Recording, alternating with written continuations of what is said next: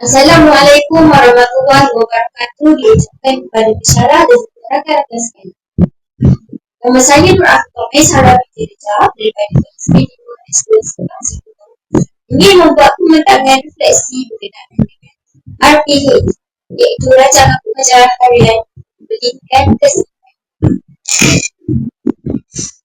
Baiklah, seterusnya kita pergi kepada butiran rancangan pengajaran harian yang telah dibuat. Baiklah, yang pertama sekali mata pelajaran yang penting ialah pendidikan kesihatan. Tarikh yang dilakukan adalah pada 20 Mac 2025. Masa yang diambil adalah pada pukul 8.30 hingga 9, iaitu 30 minit. Bilangan murid adalah 3 orang. Tahun pemenanga, bidang ialah keselamatan, topik supaya. Jadi standard kan bagi tajuk tersebut ialah yang pertama sekali kemahiran kecekapan psikososial untuk menjaga keselamatan. Yang kedua, standard pembelajaran. Standard pembelajaran ni terbahagi kepada 3. Yang pertama sekali, mengetahui pengaruh rakan sebaya dalam kehidupan harian. Yang kedua, menilai pengaruh rakan sebaya dalam kehidupan harian. Yang ketiga, menjana idea cara menangani pengaruh rakan sebaya. Dan seterusnya beralih kepada objektif pembelajaran. Objektif pembelajaran terbahagi kepada 2, iaitu dari segi kognitif dan juga afektif. Jadi dari segi kognitifnya, yang pertama sekali ialah murid dapat menyatakan sekurang-kurangnya 3 daripada 5 contoh pengaruh positif dan negatif rakan sebaya dengan betul. Yang kedua ialah menjelaskan sekurang-kurangnya 3 daripada 6 cara mengatasi pengaruh negatif melalui pembentangan dengan betul. Seterusnya dari segi afektif juga, yang pertama murid dapat memberikan respons secara lisan tentang kepentingan memilih rakan sebaya yang baik dengan yakin. Yang kedua ialah menerima pandangan orang lain dalam perbincangan.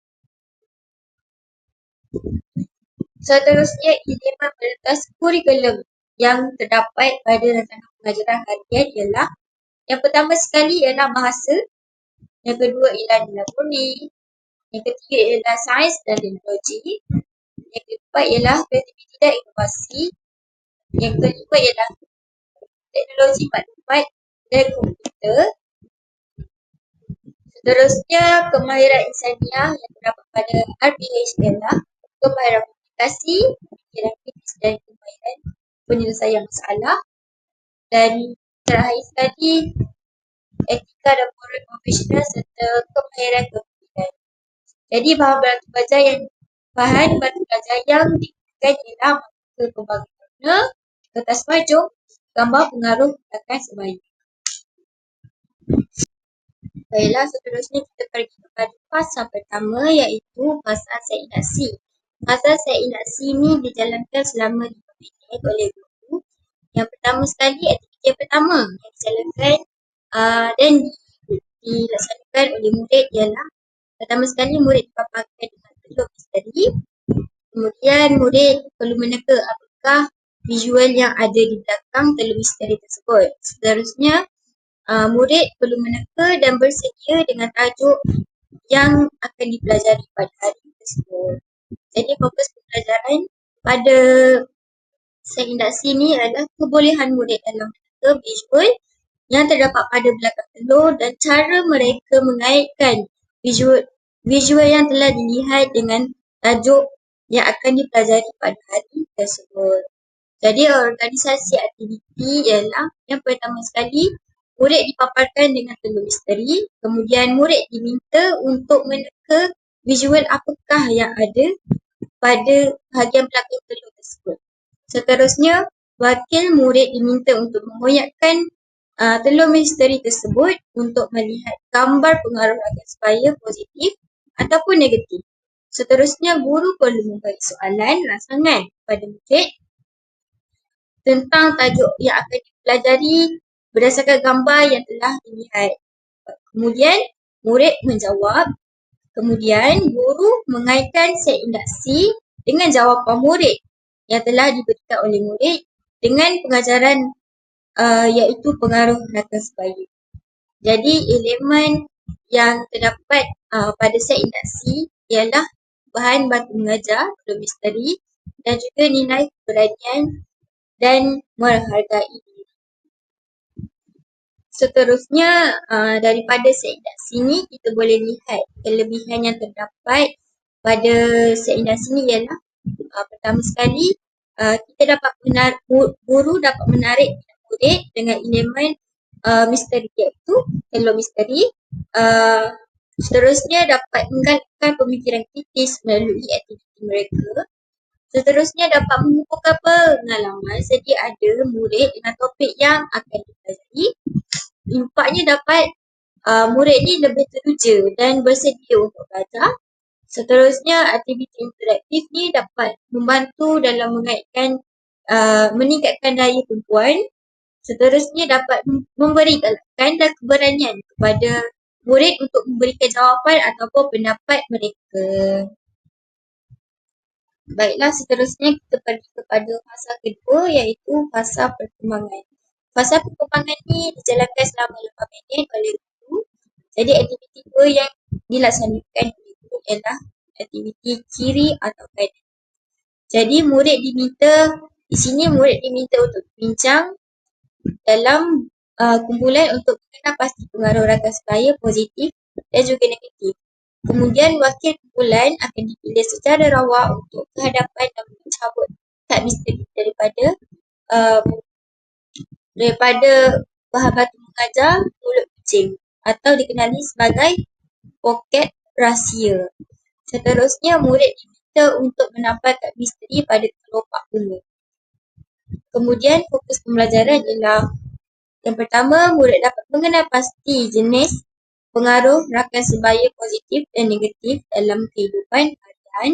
Seterusnya, murid dapat menyatakan sekurang-kurangnya 3 daripada 5 contoh pengaruh rakan sebaya positif dan negatif. Yang ketiga, murid dapat menilai pengaruh rakan sebaya dalam kehidupan harian.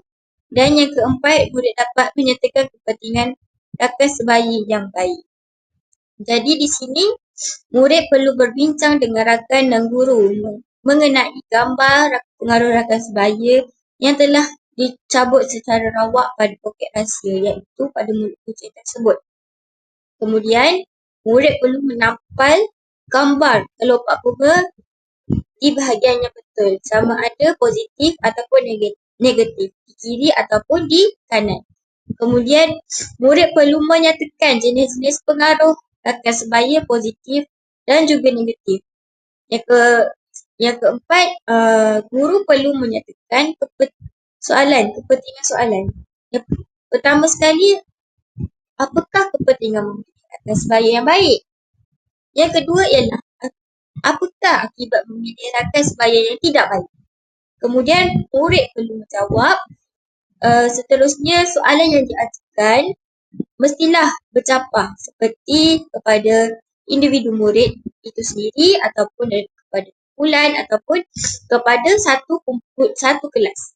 Kemudian, bahan batu mengajar yang diberikan ialah kad misteri, kelopak bunga dan juga poket rahsia.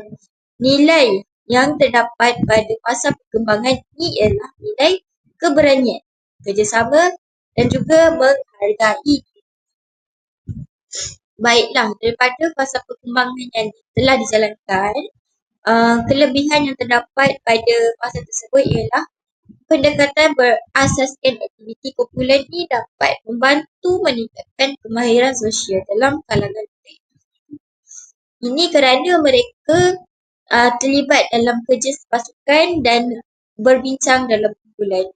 Seterusnya, aktiviti poket rahsia dan kad misteri menjadi pembelajaran yang lebih menarik dan interaktif kerana mereka mempunyai sifat ingin tahu dan eksplorasi akan perkara yang baharu. Seterusnya, menggalakkan pemikiran kritis melalui proses menilai pengaruh rakan sebaya. Impaknya ialah murid dapat mengenal pasti dan menilai pengaruh positif dan negatif dalam kehidupan mereka. Kemudian, secara tidak langsung, murid-murid tersebut dapat memupuk semangat kerja sepasukan. Kemudian yang terakhir sekali dapat meningkatkan pemahaman murid melalui pengalaman secara langsung. Seterusnya kita pergi kepada fasa yang seterusnya iaitu fasa kemuncak. Fasa kemuncak ni dilakukan selama 8 minit oleh guru dan aktiviti yang ketiga yang dilaksanakan ialah aktiviti jom buat. Jadi di sini setiap kumpulan diberikan sampul misteri yang dan kertas majung serta marker pelbagai warna.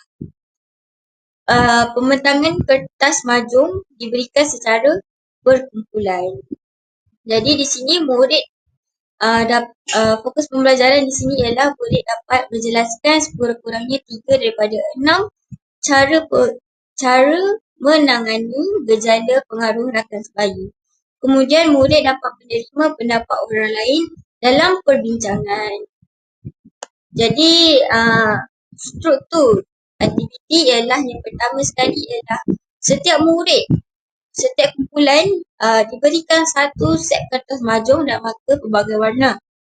Kemudian setiap kumpulan diberikan sampul misteri di mana di dalam sampul tersebut terdapat satu perbuatan atau satu visual yang menunjukkan tentang pengaruh rakan sebaya negatif. Kemudian murid tersebut secara berkumpulan, murid tersebut diminta untuk berbincang dalam kumpulan dan menyenaraikan sekurang-kurangnya 3 cara menangani pengaruh rakan sebaya negatif. Kemudian guru setelah setiap kumpulan siap membuat berbincang dan mengisi maklumat di kertas majung, guru menggunakan laman web spin the wheel untuk memilih kumpulan manakah yang perlu membentang terlebih dahulu. Seterusnya guru memberi bintang mengikut hasil pembentangan yang dilaksanakan. Kemudian kumpulan lain boleh memberikan pendapat setelah pembentangan suatu kumpulan itu telah selesai. Seterusnya bahan bantu mengajar yang digunakan pada fasa ini ialah kertas majung, marker berbagai warna, LCD, laptop, sampul misteri, spin the wheel. Kemudian nilai yang terdapat pada fasa ini ialah kerjasama, keberanian, keyakinan dan menghargai diri. Baiklah, berdasarkan fasa ketiga iaitu fasa puncak, terdapat kelebihan yang dapat dianalisis berdasarkan aktiviti yang dibuat. Jadi yang pertama sekali aktivitinya ialah aktiviti perbincangan dalam kumpulan dan pembentangan. Membolehkan murid mengukuhkan pemahaman. Kemudian teknik spin the wheel menambah elemen keterujaan murid dalam pembelajaran. Kemudian murid diberi peluang untuk menyatakan pendapat dan meningkatkan keyakinan diri. Kesannya murid dapat meningkatkan keyakinan untuk bercakap di hadapan kelas melalui pembentangan, kemudian memupuk nilai kerjasama dan keberanian dalam kalangan murid. Yang seterusnya memastikan murid dapat menyatakan langkah-langkah menangani pengaruh negatif rakan sebaya dengan jelas. Seterusnya kita pergi kepada fasa penutup yang dijalankan selama 3 minit. Jadi pada fasa ini murid perlu melakukan atau menjalani aktiviti yang keempat iaitu rumusan. Jadi di sini murid perlu yakin dalam memberi pandangan dan membuat rumusan tentang tajuk yang telah dibincangkan mengenai pengaruh rakan sebaya. Di sini setiap murid diberikan 3 refleksi dan murid tersebut diminta untuk menjawab soalan yang ada pada kertas refleksi yang telah diberikan oleh guru. Bahan bantu mengajar di sini ialah 3 refleksi dan nilai yang terdapat pada fasa ini ialah nilai kejujuran. Jadi pada fasa ini ialah kelebihan yang terdapat pada fasa ini ialah yang pertama sekali aktiviti refleksi ini Membolehkan murid menilai semula pemahaman mereka, dapat memberi peluang kepada murid untuk menyuarakan pendapat dengan lebih yakin. Kesannya membantu guru mengenal pasti tahap pemahaman murid serta dapat meningkatkan kejujuran dalam menilai pembelajaran aktiviti. Seterusnya, kita pergi kepada fasa penilaian pengajaran dan pembelajaran atau pentaksiran yang dijalankan selama 6 minit. Pada fasa ini, guru memberikan aktiviti penilaian lembaran kerja. Pada fasa ini, guru menggunakan lembaran kerja seperti padanan rangkai sebaya positif dan juga negatif. Jadi, murid perlu menentukan sama ada sesuatu perbuatan itu, murid perlu memadankan sama ada sesuatu perbuatan yang telah dipaparkan adalah positif ataupun negatif. Di sini kita boleh dapat kelebihan yang terdapat pada lembaran kerja ialah lembaran kerja melalui Canva lebih fleksibel dan murid dapat mengubahkan pembelajaran melalui aktiviti pengukuhan. Seterusnya, kesannya dapat membantu guru dalam menilai pencapaian murid secara lebih objektif dan memastikan murid dapat memahami topik dengan lebih mendalam. Baiklah, setelah pengajaran dan pembelajaran dilakukan oleh guru, guru perlulah buat refleksi atau feedback terhadap pengajaran yang telah dilaksanakan, sama ada objektif itu mencapai ataupun tidak. Seterusnya, tindakan susulan juga hendaklah dilakukan kerana untuk menambah baik sesi pengajaran dan pembelajaran yang akan datang. Seterusnya, berikut merupakan lampiran bahan pengajar yang dilakukan oleh guru. Aktiviti pertama iaitu aktiviti kreatif A, iaitu murid perlu meneka visual apakah yang ada di belakang telur tersebut dan mengaitkan dengan tajuk pengajaran dan pembelajaran yang akan dijalankan. Seterusnya, aktiviti kedua iaitu aktiviti kiri atau kanan, iaitu murid perlu mengambil kertas yang terdapat pada mulut kucing tersebut dan menampilkannya di bahagian yang betul, sama ada positif ataupun negatif, di kiri ataupun di kanan.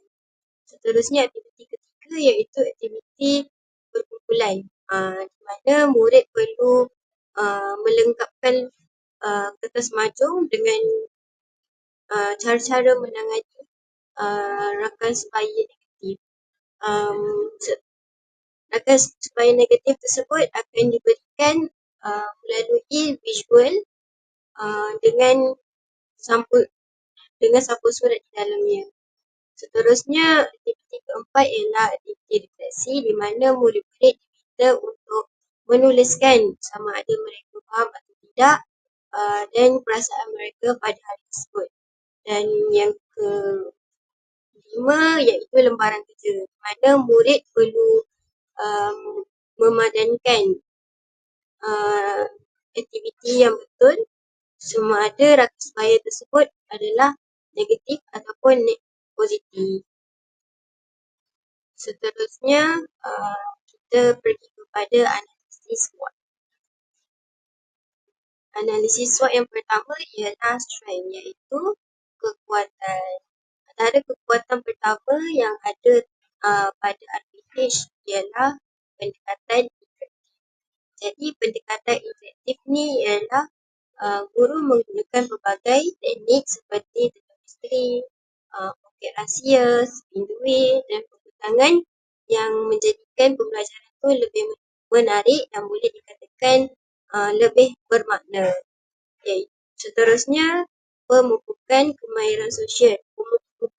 Pemupukan kemahiran sosial ni melalui aktiviti berkumpulan. Di sini membantu murid mengasah kemahiran komunikasi, kerja berpasukan dan keberanian menyuarakan pendapat masing-masing. Seterusnya, kekuatan yang ketiga ialah penggunaan bahan bantu mengajar, BBM yang kreatif. Di sini alat bantu mengajar seperti kertas majung, kad misteri dalam membuat interaktif dapat meningkatkan keterlibatan murid dalam pengajaran dan pembelajaran. Seterusnya, penerapan nilai murni.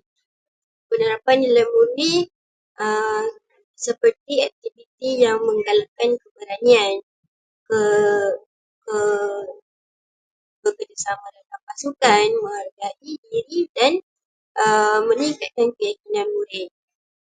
Dan yang terakhir sekali ialah penilaian menyeluruh. Penilaian menyeluruh ni bermaksud terdapat sesi refleksi dan lembaran kerja yang digunakan bagi memastikan pemahaman murid boleh diuji dengan baik. Seterusnya, analisis SWOT yang kedua ialah kelemahan. Jadi, di samping kelebihan, terdapat juga kelemahan yang dapat dianalisis daripada rancangan pengajaran harian yang telah disediakan. Jadi, kelemahan yang pertama ialah masa yang terhad. Jadi, masa yang terhad ini dapat dianalisis dari fasa perkembangan dan kemuncak kerana ia diperuntukkan masa sekitar 8 minit sahaja setiap satu yang berikut dan kemungkinan masa yang diberikan adalah tidak mencukupi untuk mencapai pengajaran yang mendalam. Seterusnya, kebergantungan kepada BBM digital. Kebergantungan kepada BBM digital seperti penggunaan laman web, Canva ataupun spin the wheel. Mungkin ia kurang berfungsi atau berkesan jika terdapat masalah teknikal seperti gangguan internet ataupun peranti tidak berfungsi. Seterusnya, kelemahan yang ketiga ialah keperluan pelibatan aktif semua murid. Hal ini kerana berkemungkinan semua murid, berkemungkinan segelintir murid merupakan murid yang pemalu atau kurang yakin. Mungkin mereka akan kurang terlibat dalam perbincangan ataupun pembentangan. Seterusnya, kelemahan yang keempat ialah cabaran dalam pentaksiran individu. Cabaran dalam pentaksiran individu ni dikatakan penilaian yang berbentuk berkumpulan. Mungkin tidak menggambarkan tahap pemahaman setiap murid atas secara individu. Kerana tidak semua murid akan terlibat secara aktif dalam semua pembentangan ataupun kerja secara berkumpulan. Seterusnya, analisis SWOT yang ketiga ialah opportunities, iaitu peluang. Jadi, peluang yang dapat diambil oleh guru semasa RPH dalam RPH ini ialah penggunaan teknologi dalam pengajaran dan pembelajaran. Jadi, kaedah seperti spin the wheel dan Canva boleh dikembangkan lagi dengan aplikasi pembelajaran digital seperti Kahoot ataupun Quizzes. Ini dapat meningkatkan keterlibatan murid ataupun murid akan lebih tertarik dengan strategi atau penggunaan teknologi yang digunakan oleh guru. Seterusnya, penyertaan murid secara kolaboratif. Jadi, penyertaan murid secara kolaboratif ini boleh dikaitkan dengan cara guru menerapkan lebih banyak aktiviti hands-on atau gamifikasi untuk memastikan semua murid terlibat secara aktif. Hal ini kerana sekarang ramai murid yang mahir menggunakan teknologi dan mereka akan tertarik dengan pendekatan-pendekatan yang digunakan oleh guru. Seterusnya, pemangkasaan nilai dan kemahiran insannya. Jadi, dalam rancangan pengajaran harian ini memberikan ruang kepada murid untuk meningkatkan kemahiran komunikasi, kepimpinan dan pemikiran kritis. Dan akhir sekali ialah fleksibiliti dalam pengajaran. Jadi peluang yang terakhir ni merupakan aktiviti yang boleh diubah sesuai atau dikembangkan lagi untuk kelas lain dengan tahap pemahaman yang berbeza. Di mana aktiviti tersebut boleh digunakan pada murid yang tahap pemikirannya rendah ataupun masih boleh digunakan pada murid yang tahap pemikirannya tinggi. Seterusnya, analisis SWOT yang terakhir ialah threats ataupun ancaman. Jadi, ancaman yang pertama ialah gangguan masa dan jadual sekolah. Hal ini kerana jika terdapat aktiviti luar seperti mesyuarat ataupun program lain, pelaksanaan rancangan pengajaran harian yang dilaksanakan oleh guru mungkin akan terganggu ataupun akan ditangguhkan pada hari yang seterusnya. Ancaman yang kedua ialah tahap pemahaman murid yang berbeza-beza. Di sini murid yang lemah mungkin suka memahami konsep dalam tempoh masa yang singkat. Oleh itu, guru perlulah memberikan lebih banyak tumpuan ataupun pemerhatian kepada murid tersebut. Seterusnya, sikap murid. Jadi, di dalam kelas ni terdapat pelbagai ragam sikap murid yang berbeza-beza. Jadi, murid yang kurang berminat dengan topik ataupun kurang aktif dalam kumpulan boleh mengurangkan keberkesanan pembelajaran. Ini kerana murid-murid tersebut tidak memberikan kerjasama seperti tidak menjawab soalan daripada guru ataupun tidak ingin bekerjasama dalam kumpulan. Seterusnya, akhir sekali ialah cabaran dalam penggunaan PPM fizikal.